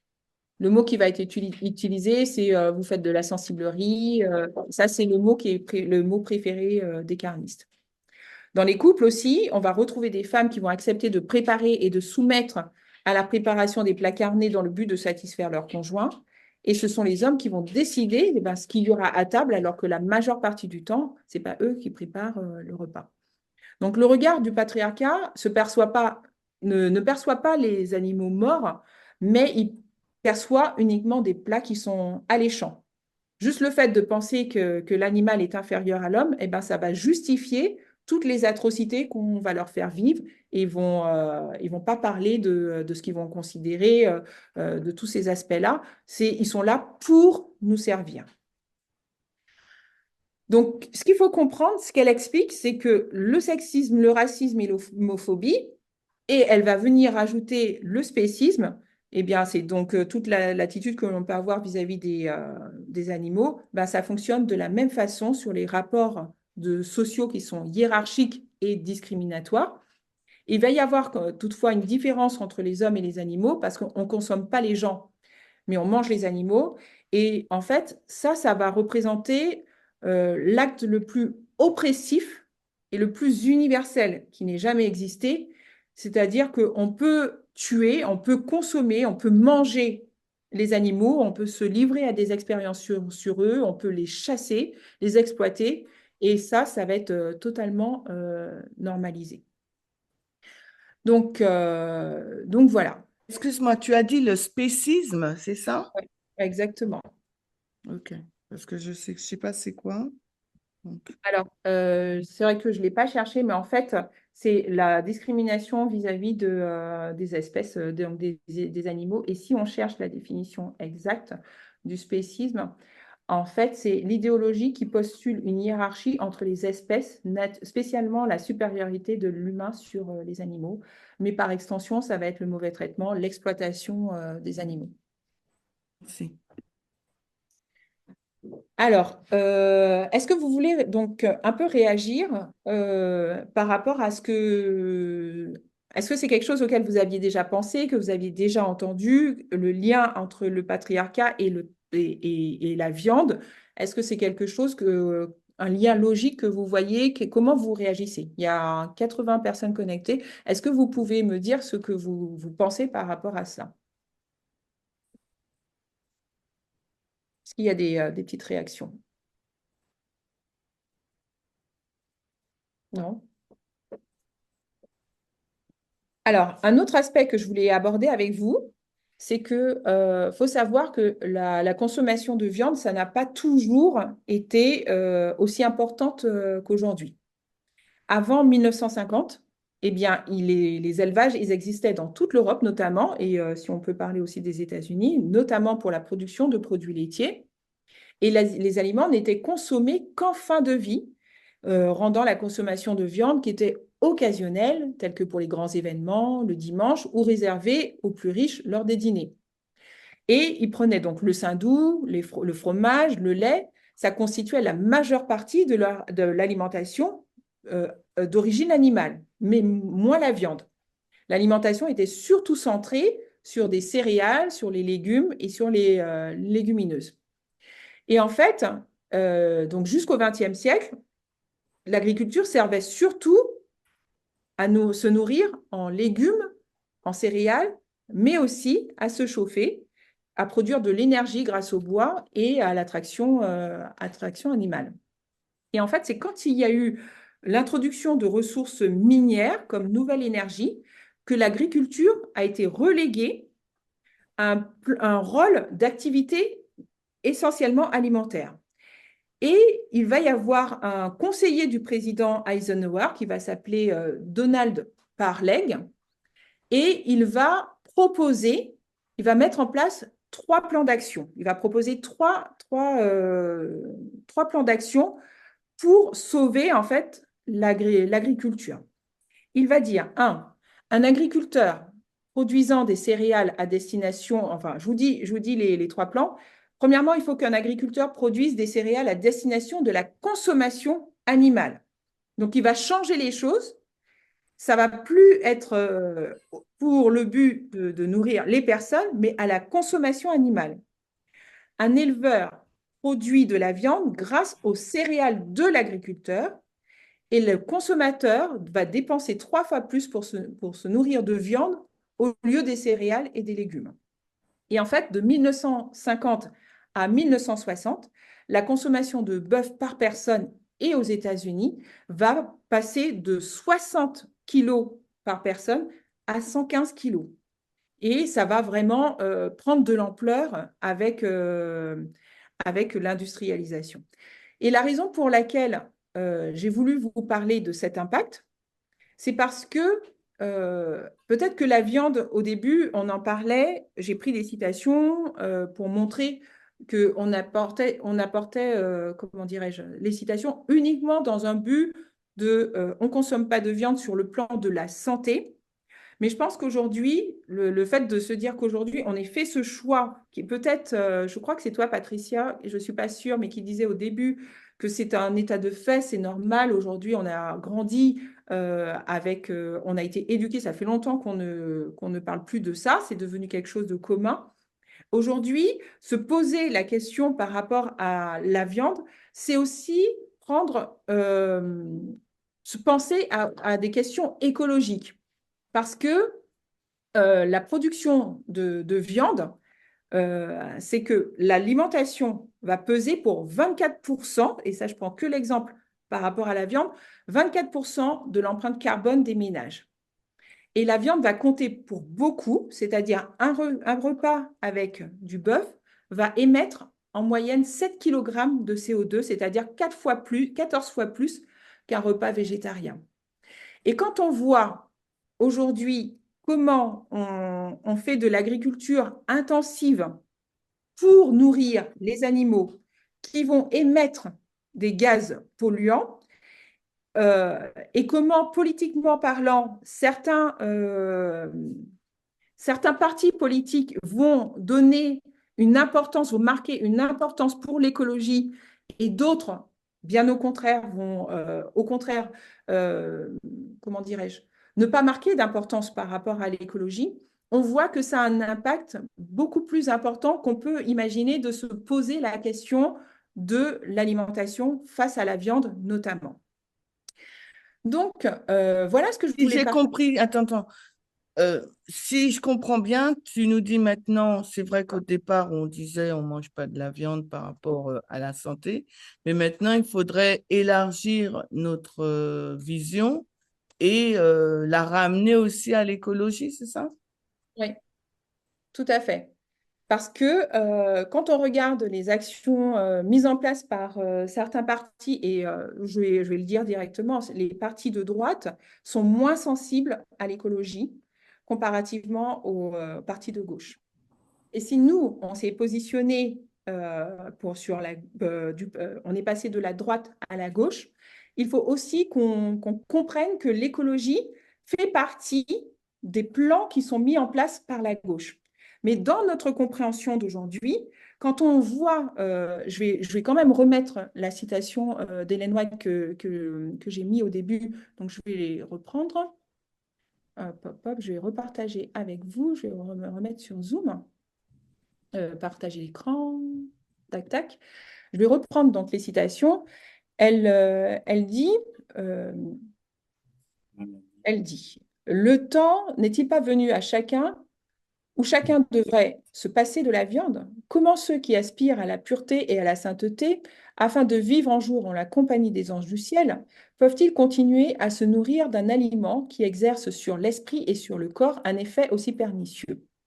Comment peuvent-ils ôter la vie à des créatures de Dieu pour se délecter de leur chair? Qu'ils reviennent plutôt aux aliments sains et délicieux donnés à nos premiers parents, qu'ils pratiquent la compassion envers les animaux que le Seigneur a créés et placés sous la domination de l'homme et qu'ils enseignent à leurs enfants à faire de même. Et en fait, dans cette citation, ce qu'on voit, c'est que si dans le monde externe, on voit des personnes qui sont sensibles à la situation des animaux, qui sont sensibles à la condition en fait des animaux, qui se disent, moi, je ne peux pas laisser, je peux pas, comment je peux tuer un animal pour ma consommation égoïste personnelle, alors que nous qui avons envie de vivre au ciel, on peut se dire qu'au ciel, on va se voir en train peut-être de continuer à égorger un animal pour... En fait, c'est comme si ça devenait contradictoire. Vous voyez ce que je veux dire ou pas? On est censé avoir de l'empathie pour notre prochain, mais l'animal ne doit pas être considéré. C'est pas parce qu'aujourd'hui, les animaux ne peuvent pas parler, ne peuvent pas, comment dirais-je, dire ce qu'ils pensent, que ça nous donne le droit de leur donner un mauvais traitement, tout simplement. Et en plus de ça, je rajoute juste un point, Gaëlle, c'est qu'en plus de ça, quand on regarde comment, par rapport à l'industrialisation, le problème de l'écologie est un problème actuel, le positionnement des partis par rapport à l'écologie est vraiment réel. Et donc, du coup, dans notre positionnement, nous devrions aussi savoir comment nous positionner par rapport à l'écologie. Gaëlle, tu voulais intervenir? Oui, juste pour euh, relater ce que Sandrine de EVE a écrit sur le chat. Donc elle dit bonjour Natacha, je t'écoute avec attention. Merci pour ce partage parce que je n'avais jamais vu ce lien de l'alimentation avec le système patriarcal dans lequel on évolue. J'avais déjà entendu des personnes parler de viande en référence au corps des femmes, mais sans avoir vu ce lien profond. Merci de nous transmettre le titre des bouquins et de l'autrice, s'il te plaît. Voilà. Pendant les quelques minutes qui restent, d'autres personnes veulent réagir. Je vous mets les titres.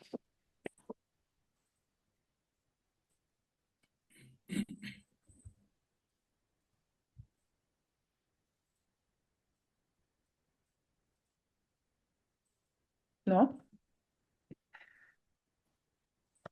Natacha Chérodi, c'est possible aussi qu'on puisse faire à propos du café, parce que parmi J'ai pas compris ta question. une étude sur le café. Ça, oui, ça peut être, je pense que ça peut être fait, mais il faut en parler à Chimène, je pense. Bah, Chimène, je pense qu'elle écoute. Oui, je pense. Pardon, j'ai pas entendu, excuse-moi. J'ai Je entendu disais, parler à Chimène. je disais que, est-ce qu'on peut pas faire aussi une étude sur le café? Parce que parmi nous, on parle et... Ah, ben, écoute, tu peux, hein? Merci. Termine, Natacha. En gros, moi, Merci. j'ai terminé. Je voulais avoir vos retours par rapport à ce sujet, juste qu'on puisse échanger, que vous me disiez ce que vous en pensez, vous. Moi, j'ai bien aimé Natacha, parce que ça nous a montré, c'est vrai que le côté masculin de l'homme, on fait à peu près le rapport avec le patriarcat. L'homme, plus il mange de la viande, plus il se sent viril. Et c'est tout à fait ce que nous vivons, hein. Ce qu'on a vécu avant et c'est ce qu'on vit. Donc là, on voit bien le lien avec l'homme, avec la viande, avec la consommation de la viande. Donc, moi, ça m'a permis d'ouvrir mes yeux encore plus là-dessus, sur le sujet. Voilà.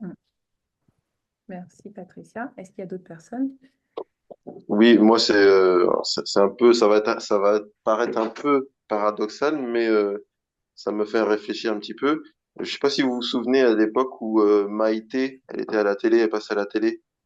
Euh, pour Oui, présenter. Maïté, c'était une émission sympathique d'ailleurs. Donc c'était une représentation un peu de la femme au foyer, donc qui fait des repas donc pour la France entre guillemets.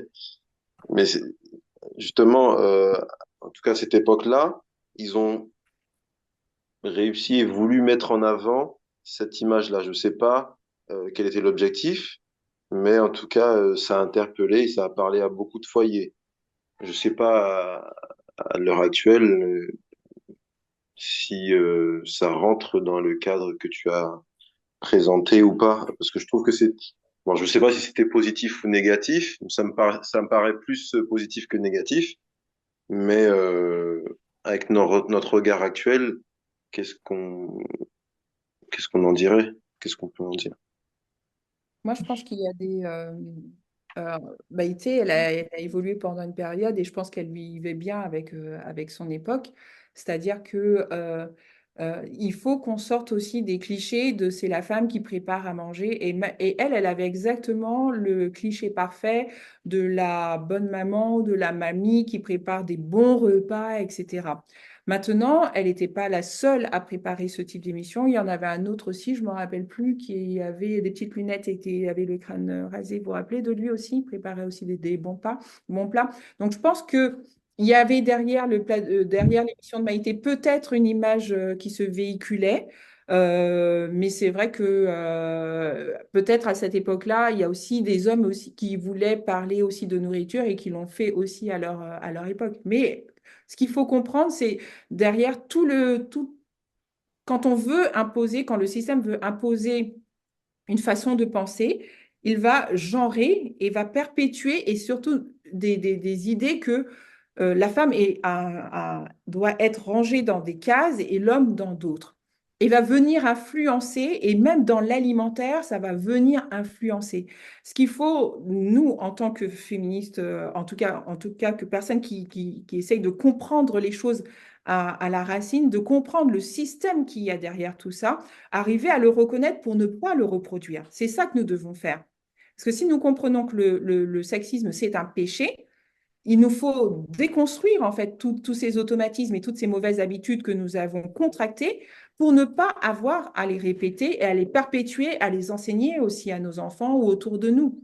Donc, comprendre un système dans lequel nous existons aujourd'hui, comprendre qu'il y a autour de nous tout un système patriarcal dans le traitement des animaux, notamment dans le fait de perpétuer automatiquement sans que cela puisse nous interpeller, je trouvais que c'était assez intéressant à partager parce que du coup, il y a une banalisation du corps des animaux de la même façon qu'il y a une banalisation du corps des femmes. Et c'est ce parallèle qu'elle met en relation que j'ai trouvé de façon très intéressante parce que encore vraiment cette histoire Mazet, c'est ça, hein.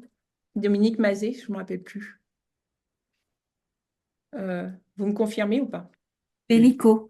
Pélico, exactement. Dominique Pélico. Dominique Pélico et sa femme, elle s'appelle, je ne sais plus.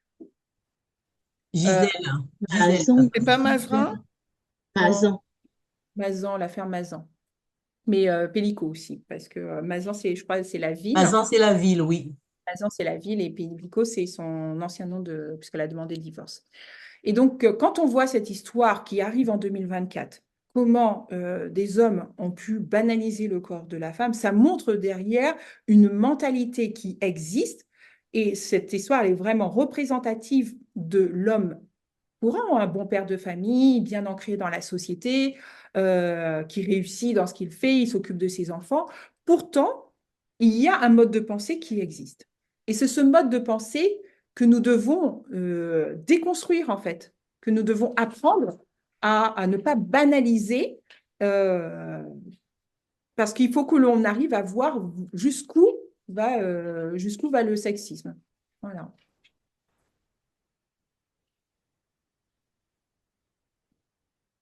Moi, j'ai terminé, sinon.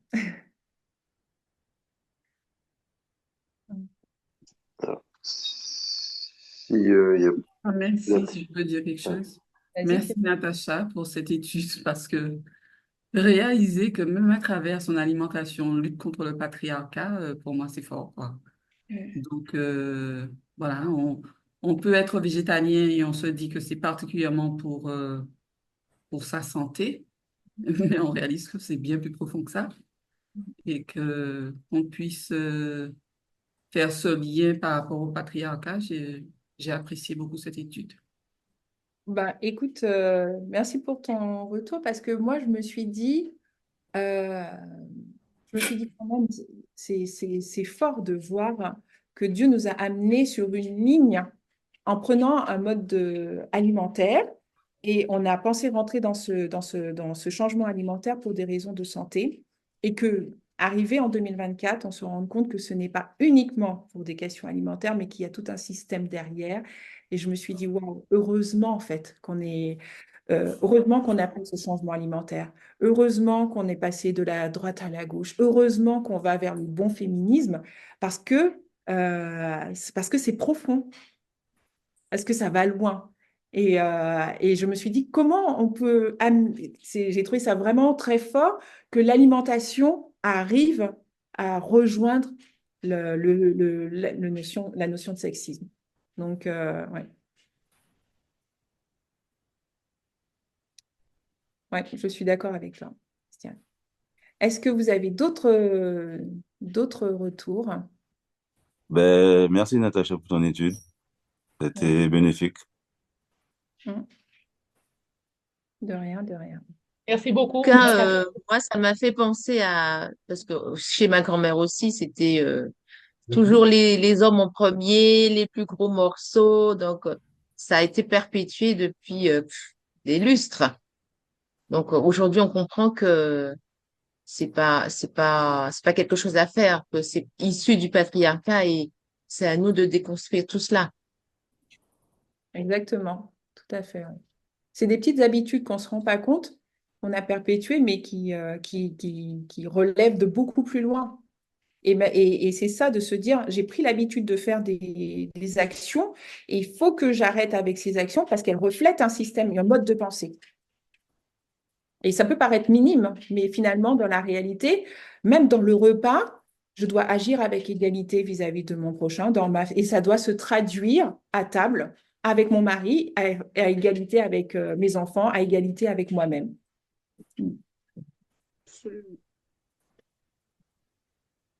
Eh bien, s'il n'y a plus d'intervention, je vous propose de terminer cette étude par la prière. Merci, Natacha. De rien, Josiane. Merci, Natacha. C'est une étude très enrichissante. De rien. Éternel notre Dieu, nous voulons te remercier pour ce message que tu nous as permis de partager tous ensemble.